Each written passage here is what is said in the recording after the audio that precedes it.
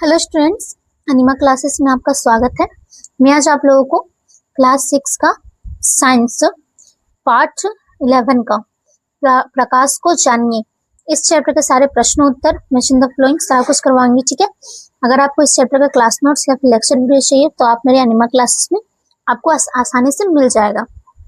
इसके साथ साथ क्लास 6 से लेकर 12 तक के जितने भी स्टूडेंट्स हैं मैं उन लोगों को बता दे रही हूँ कि आप लोगों को हर एक सब्जेक्ट का, चाहे वो हिस्ट्री हो, हिंदी हो, इंग्लिश हो, ज्योग्राफी हो, साइंस हो, कुछ भी हो, कोई भी सब्जेक्ट हो, हर एक सब्जेक्ट का आपको हर एक चैप्टर का क्लास नोट्स, लेक्चर वीडियो, प्रश्नोत्तर वीडियो सारा कुछ आपको अनिमा क्लासेस में मिल जाएगा। तो आप लोग अनिमा क्लासेस को फॉलो कीजिए, सब्सक्राइब कीजिए। ठीक है, तो चलिए वीडियो को स्टार्ट करती हूँ। पहला प्रश्न है, किसी वस्तु को देखने के लिए हमें किस चीज की जरूरत होती है? उत्तर होगा किसी भी वस्तु को देखने के लिए हमें प्रकाश की जरूरत होती है। दूसरा प्रश्न है, एक ऐसी परिस्थिति का उल्लेख कीजिए जब आप एक वस्तु की एक से अधिक छाया एक ही समय पर प्राप्त करते हैं। उत्तर होगा सैलून में यह परिस्थिति होती है जहां सभी दर्पण एक दूसरे के सामने लगे होते हैं, जिसमें यह एक ही वस्तु की एक से अधिक छाया एक ही समय में प्राप्त होती है। तीसरा प्रश्न है, छाया क्या है? उत्तर होगा प्रकाश के सरल रेखीय गमन पथ में कोई अपारदर्शी वस्तु आने से प्रकाश की किरणें उस पार नहीं कर पाती हैं, तो उस वस्तु के पीछे अंधकार हो जाता है, उसे ही उस वस्तु की छाया कहते हैं।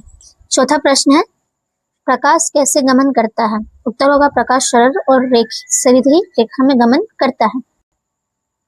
पांचवा प्रश्न का पहला है, दर्पण अपने ऊपर उड़ने वाले प्रकाश की दिशा को क्या करता है? कर देता है। ठीक है, उत्तर होगा परावर्तित। दूसरा प्रश्न है, वैसी वस्तुएं जो स्वयं प्रकाश उत्सर्जित करती हैं वस्तुएं कहीं जाती है, तो उत्तर होगा दीप्त वस्तुएं। छठा प्रश्न में आप लोगों को मैचिंग द फ्लोइंग है। ठीक है, चंद्रमा का होगा अदीप्त वस्तु है। दूसरा छाया है, इसका होगा काली होती है। तीसरा ऐसे पदार्थ जिससे होकर प्रकाश आसानी से पार कर जाता है क्या कहलाते हैं? उत्तर होगा पारदर्शी। सातवां प्रश्न में है, नीचे दी गई वस्तुओं को दीप्त तथा अदीप्त वस्तुओं में वर्गीकृत करें। सूर्य, चंद्रमा, तारे, मोमबत्ती की लो, तार की चाली, जुगनू, जलता हुआ टॉर्च। ठीक है, इन लोगों को दीप्त और अदीप्त में करना है। ठीक है, कौन सा दीप्त वस्तु है और कौन सा अदीप्त वस्तु है? उत्तर में होगा दीप्त में होगा सूर्य, मोमबत्ती की लो और तारे। अदीप्त में होगा चंद्रमा, तार की चाली, जलता हुआ टॉर्च और जुगनू। ठीक है, आठवां प्रश्न है, सूर्य दीप्त नहीं है। उत्तर होगा सही।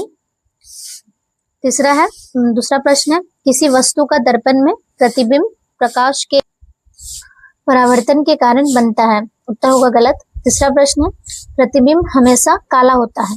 इसका होगा सही। नौवां प्रश्न है, किसी अंधेरे कमरे में आप दर्पण में अपना चेहरा क्यों नहीं देख पाते हैं? उत्तर होगा दर्पण में अपना चेहरा देखने के लिए प्रकाश का होना आवश्यक होता है, इसलिए अंधेरे कमरे में दर्पण में हमें अपना चेहरा नहीं देख पाते हैं। 10वां प्रश्न है, किसी वस्तु की छाया तथा प्रतिबिंब में क्या अंतर है? उत्तर होगा किसी भी वस्तु की छाया हमेशा काली होती है, परंतु उस वस्तु का प्रतिबिंब उसी वस्तु का रंग आकार का होता है। 11वां प्रश्न है, छाया का आकार किन किन बातों पर निर्भर करता है? उत्तर होगा किसी भी वस्तु का छाया का आकार प्रकाश के स्रोत की दूरी और वस्तु के आकार पर निर्भर करता है। 12वां प्रश्न है, एक सूची छिद्र कैमरे का वर्णन करें। उत्तर होगा सूची छिद्र कैमरे के से बने प्रतिबिंब की कुछ विशेषताएं हैं। पहला, सूची छिद्र कैमरे से बना प्रतिबिंब वस्तु की अपेक्षा उल्टा होता है। दूसरा, इससे बना प्रतिबिंब वास्तविक होता है। तीसरा, इससे बने प्रतिबिंब में वस्तु का वास्तविक रंग दिखाई देता है। 13वां प्रश्न है, लास्ट प्रश्न है, नीचे दी गई वस्तुओं पदार्थों को अपारदर्शी, पारदर्शी तथा पारभासी में वर्गीकृत करें। वायु, जल, दर्पण, लकड़ी का तख्ता, पॉलिथीन शीट, धुआं, कोहरा, छाता, दीवार, गत्ते की शीट, सूर्य, जुगनू, चंद्रमा, तार की जाली। इन सभी चीजों को आपको पारदर्शी, अपारदर्शी और पारभासी में बताना है कि कौन सा पारदर्शी है, कौन सा अपारदर्शी है और कौन सा पारभासी में होगा।